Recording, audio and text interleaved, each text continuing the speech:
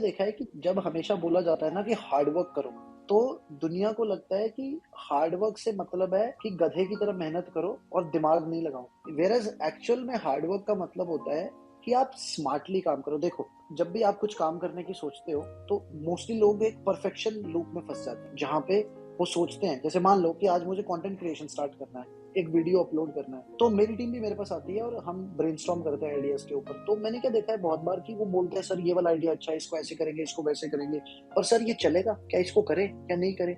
मैं उनको बोलता हूँ भाई तुम इतना मत सोचो, तुम एग्जीक्यूट करो।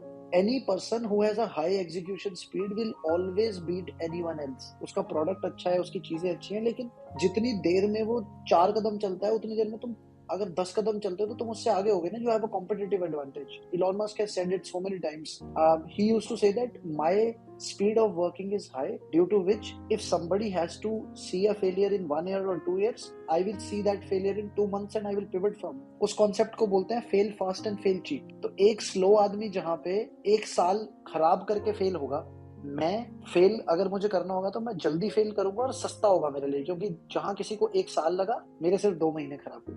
तो यहाँ वहां से ही सीखा यार, कुछ कुछ इंस्पिरेशन ले लेके। Basically, the speed of execution is a superpower. Now I wanted to go deeper into the startup world, startup ecosystem. How does it work? तो बहुत बार लोगों को मैं बताता हूँ कि भाई अगर तुम मोमोज की शॉप खोलते हो, मोमोज की अगर एक तुम कार्ट खोल लेते हो, या तुम मोमोज की फैक्ट्री खोल देते हो, तब भी वो हाँ. स्टार्टअप नहीं बनता है। A business can be called a business when you buy something for 100 rupees, you add your margin to it, हाँ. Let's say 20%, 30%। आपने 100 रुपए का हाँ. खरीदा, 120 का बेच दिया, ये है धंधा। ठीक है. या आपने एक आपका एक्सपर्टीज है, आपके पास कोई ऐसी सर्विस है जो आपको लगता है कि आपको इतने रुपए में बेचनी चाहिए, तो आपने किसी को एक सर्विस दी और उसमें अपना मार्जिन बचाया और किसी को बेच दिया। दैट्स ठीक व्हाट है. A business is. फॉर ठीक है. Anything to be called startup there has to be two things.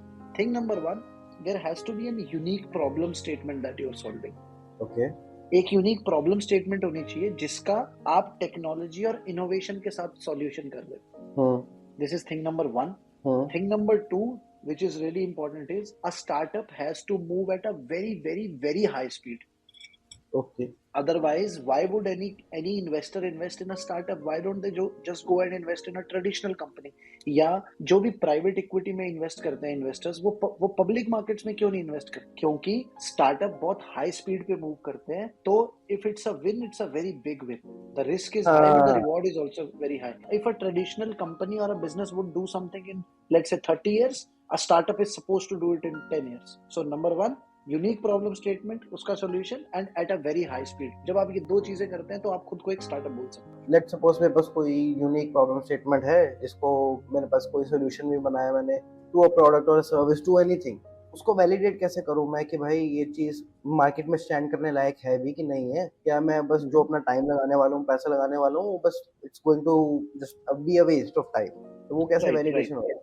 I think सबसे पहले तो इंसान को एक रिसर्च करनी चाहिए जिससे मार्केट साइज के बारे में पता चलता है। तो आपको उससे पता चलता है कि टैम, सैम और सॉम कितना है। टैम मतलब टोटल एड्रेसेबल मार्केट कितनी है। जैसे फॉर एग्जांपल मैं एक शैम्पू बेच रहा हूँ, इंडिया में 40 करोड़ लोग शैम्पू लगाते हैं और एक हाँ. इंसान 2 रुपए खर्च करता है शैम्पू पे, तो टोटल एड्रेसेबल मार्केट हो गई 80 करोड़ रुपए की। अब मैंने देखा कि इसमें जो मेरा शैम्पू है वो लेट से सिर्फ ड्राई बालों पे काम करता है, बढ़िया करता है। तो अब मैं देखूंगा इस 80 करोड़ में से कितने लोगों के ड्राई हेयर हैं, फिर वो मेरा सैम बन जाता है, सर्विसेबल एड्रेसेबल मार्केट। उसमें डेप्थ में जाके मैं देखता हूँ, मान लो कि ये जितने भी लोग हैं ये पूरे इंडिया में फैले हुए हैं, लेकिन मैं जब स्टार्ट करूंगा तो सिर्फ दिल्ली से स्टार्ट करूंगा। तो फिर उसमें से सिर्फ एक छोटा सा परसेंटेज होगा जिसको मैं अभी कैप्चर कर सकता हूँ, ऑब्टेन कर सकता हूँ। तो that will be called a serviceable obtainable market. SAM SOM समझना बहुत ज्यादा जरूरी है। जब आपको ये समझ में आएगा तो आपको पता चल जाता है कि मार्केट है। आपको एक चीज करनी बड़ी जरूरी होती है, ये मैं सबको बोलता हूँ, do personal interviews with people. मतलब आपके दोस्त, आपके दोस्तों के दोस्त, या अगर आपको अपने ऑफिस में या रैंडम लोग भी अगर आपको सड़क पे रोक के या मार्केट में मॉल में कहीं रोक के आप किसी रैंडम इंसान से अगर उसको पूछ सको सिर्फ 2 मिनट लेके कि यार ये प्रॉब्लम स्टेटमेंट है, यार आपको लगता है ये एग्जिस्ट करती है, is this problem statement legit? And then when you keep talking to these people, you get an idea whether this problem statement exists or not. हाँ. और फिर आप उनको साथ साथ सॉल्यूशन भी पिच कर सकते हो कि अच्छा यार प्रॉब्लम स्टेटमेंट है, मैं इसका ये सॉल्यूशन सोच रहा हूँ, बताओ आपको कैसा लगता है, what do you feel about it. आपको अर्ली अडॉप्टर मिलते हैं टू एज अ फाउंडर आपको बहुत तगड़ा कन्विक्शन मिलता है कि आप जो बिल्ड कर रहे हो वो सही बिल्ड कर रहे हो या टाइम खराब कर रहे हो। हाँ। तो ये एक प्रिलिमिनरी तरीका होता है आपका प्रोडक्ट और सॉल्यूशन देखने का। दूसरा तरीका होता है एमवीपी। आप एमवीपी निकालो, मार्केट में डालो, मार्केट आपको बता देगी एमवीपी यूज करके कि उनको मजा आ रहा है या नहीं आ रहा है, ये प्रॉब्लम स्टेटमेंट एग्जिस्ट करती है या नहीं करती है। So, what are some mistakes that you have seen startup owners make? जो आपको लगे कि पहले तो मुझे बताओ कोई बेसिक लेवल के जो छोटे मोटे नॉर्मल हर स्टार्टअप में होता रहता है। एक आध जायंट एग्जांपल दो विदाउट टेकिंग देयर नेम्स कि हाँ ये बंदा था इस तरीके से, this is the mistake they did, that's why they failed. बहुत सारे फाउंडर्स क्या गलती करते हैं कि उनको प्रॉब्लम स्टेटमेंट दिखती है और उनको लगता है वाह ये तो बहुत खतरनाक प्रॉब्लम स्टेटमेंट है। एक एग्जांपल लेते हैं, मैं उठता हूँ और सुबह मुझे टीथ ब्रश करने पड़ते हैं और मैं सोचता हाँ हूँ यार बहुत बड़ी प्रॉब्लम है, ये तो कौन टीथ ब्रश करेगा सुबह उठ के। हाँ और मुझे लगता है कि यार बड़ी तगड़ी प्रॉब्लम है ये तो, मतलब टूथ ब्रश करना, टीथ ब्रश करना तो बहुत बड़ी प्रॉब्लम है। और हाँ। सिर्फ अपने सोचने के बेसिस पे मैंने नौकरी वोकरी छोड़ दी और मैंने काम करना शुरू कर दिया। अच्छा। That is number one mistake. बहुत बार ऐसा होता है कि कुछ प्रॉब्लम्स हमें प्रॉब्लम लगती है लेकिन वो जनता के लिए प्रॉब्लम नहीं होती या उसकी कोई मार्केट ही नहीं होती। उसके तो रूटीन में ही आ गया ना भाई, वो ब्रश करना तो आलसी है तो वो वाला सीन। एक एग्जांपल दे रहा हूँ कि कैसे अगर आपको सिर्फ लगता है कि एक प्रॉब्लम स्टेटमेंट काफी बड़ी है और आप उसके बेसिस पे अगर आप मतलब लोगों से बात नहीं करते हो, रिसर्च नहीं करते हो और आपको लगता है लग जाओ बनाने, तो that is one big problem. Second biggest problem that early stage startup founders do is कि वो प्रोडक्ट को परफेक्ट करने में लगे रहते हैं। अगेन वही वाली बात आ गई, एग्जीक्यूशन वाली बात। मैंने बहुत क्लोजली एक फाउंडर को देखा है जिसने आज से 1 साल से लगा हुआ है सिर्फ प्रोडक्ट बिल्ड कर, और आज भी प्रोडक्ट ही बिल्ड कर रहा है। हर महीने उससे बात करो कि कहाँ पहुंची बात, वेयर आर यू लॉन्चिंग, तो वो एक ही बात बोलता है, we are doing an internal team demo of the product and then we will launch it, but they never launch it because there he is chasing it too much behind, you know, कि product perfect बनाना है, perfect बनाना है। फर्क नहीं पड़ता है, आप एमबीपी बनाओ 20 दिन में, 15 दिन में एमबीपी बनाओ और मार्केट में उतार दो, फास्ट एग्जीक्यूट करो, let the market talk back to you. Market को बताने दो कि प्रोडक्ट में क्या अच्छा है क्या बुरा है, then make a change and then see it's a process of evolution eventually. तो ये भी एक दूसरे वाली गलती भी बहुत बड़ी करते हैं founders. Now, give me an example of a very big giant you have seen fall because of some sort of mistake that they did, or some sort of thing that they didn't understand about the market or about the people they were serving. Startup जिसके लिए मैंने काम किया था, नाम नहीं लूंगा, कब किया था वो भी नहीं बताऊंगा वरना ऑब्वियस हो जाएगा। उन्होंने 100 करोड़ रुपया रेज किया था सीरीज में। तो हुआ क्या था कि ये जो फाउंडर्स थे, इन्होंने इससे पहले एक वेंचर बिल्ड किया था, 6-7 करोड़ में बेचा था। उसके बाद उनको एक अच्छी जगह से फंड रेज हुआ। तो होता क्या है कि जब आप एक जगह से पैसा उठा लेते हो ना, मान लो 8-10 करोड़, बहुत सारे लोग आ जाते हैं उसके ऊपर पैसा डालने। कन्विक्शन आ जाती है कि यार दूसरा डाल रहा है तो ठीक ही है, उसने रिसर्च कर रखी है। एग्जैक्टली।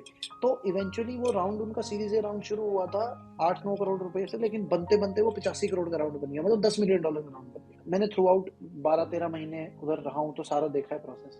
अब वन प्रॉब्लम वाज कि founder did not have a vision at all, okay. Did not know where the startup he wants to take the startup in next 5 और 10 इयर्स।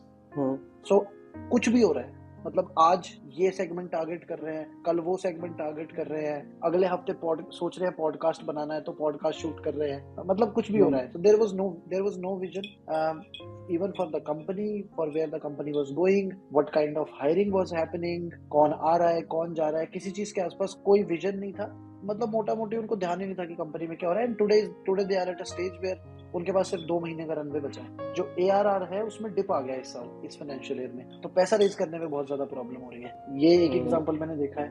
और एक एग्जांपल जो मैंने बहुत बड़े बड़े स्केल पे देखे हैं ना, मतलब बहुत बड़े बड़े स्केल पे, 20-22 $25 बिलियन, $10 बिलियन, $8 बिलियन, $7 बिलियन, ये यूजुअली तब होते हैं जब फाउंडर्स बहुत ज्यादा ईगोइस्टिक या प्राउड हो जाते हैं कि जो वो कर रहे हैं वो एकदम सही कर रहे हैं। क्योंकि क्या होता है, you have to understand, see a founder starts from days when he does not have anything, then he eventually raises 5 crore, 10 crores, 50 crores, 100, 200, 500 crore, 1000 crore, 2000 crore raise करता है। तो उसके साथ ह्यूमिलिटी को मेंटेन करना बहुत ज्यादा मुश्किल हो जाता है। मतलब आई थिंक ज्यादातर लोग नहीं मेंटेन कर पाते हैं। आई वुड से एक सेंस ऑफ बुलिशनेस आ जाती है जहां पे आप ऐसे डिसीजन लेने लग जाते हो जो आपके गट पे बेस्ड होते हैं और डाटा से बैक नहीं होते।